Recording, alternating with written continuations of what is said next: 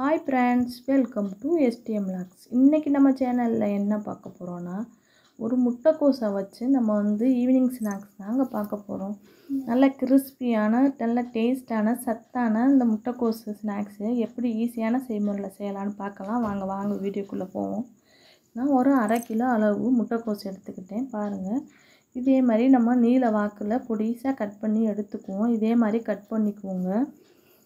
ஒரு பல்லாரி வெங்காயம் ஒரு 2 வெங்காயம் எடுத்து, பெரிய வெங்காயமாக 2 நீட்டு வாக்கில் அதையும் கட் பண்ணிக்கோங்க பொடிசாக.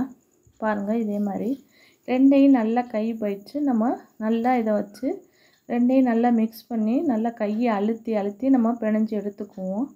பாருங்கள், இதே மாதிரி நல்லா 2ஐயுமே ஈவனாக பிணைஞ்சு அழுத்தி விட்டு பிணைஞ்சு எடுத்துக்கோங்க.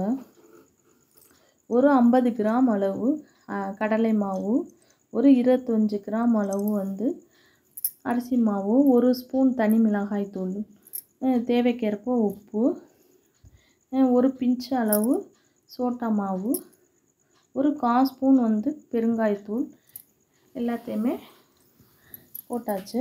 அடுத்து நம்ம கருவேப்பிலை, பச்சை மிளகாய், மல்லி இலை இதையும் நல்லா நம்ம சேர்த்துட்டோம். இது எல்லாத்தையுமே ஒரு டைம் நல்லா கலக்கி விட்டுக்குவோம். நல்லா கையால் இதையும் நல்லா நம்ம அழுத்தி நம்ம பிசைஞ்சு எடுத்துக்குவோம். பாருங்கள், இதே மாதிரியே பிணைஞ்சு எடுத்துக்கோங்க. இதே மாதிரியே பிணைஞ்சு எடுத்தோன்னா நம்ம ஒரு 2 டீஸ்பூன் ஆயில் ஊற்றிக்கோங்க. ஒரு 2 டீஸ்பூன் அளவு தண்ணியும் சேர்த்துக்கோங்க. ரொம்ப தண்ணி சேர்க்க வேணாம், ஏன்னா வெங்காயத்துலேயும் ஈரம் இருக்கும், முட்டைக்கோசுலையும் தண்ணி சத்து உள்ளதுங்கிறனால நம்மளுக்கு ஈரம் வந்துடும். அதனால் உங்களுக்கு தண்ணி மாதிரி ஆயிடுச்சுன்னா 2 ஸ்பூன் 1 ஸ்பூன் கடலை மாவு சேர்த்துக்கோங்க.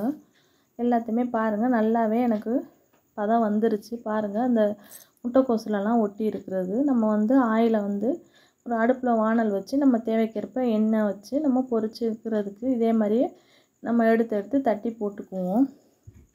பாருங்கள், இதே மாதிரியே தட்டி போடுங்க. இது ஹையும் இல்லாமல் லோவும் இல்லாமல் மீடியமாக வச்சு வேக விடுங்க ஸ்டவ்வை. நல்லாவே டேஸ்ட்டாகவே இருக்கும் இந்த முட்டைக்கோஸ் வச்சு செய்கிறது. இது யாருமே கண்டுபிடிக்க முடியாது.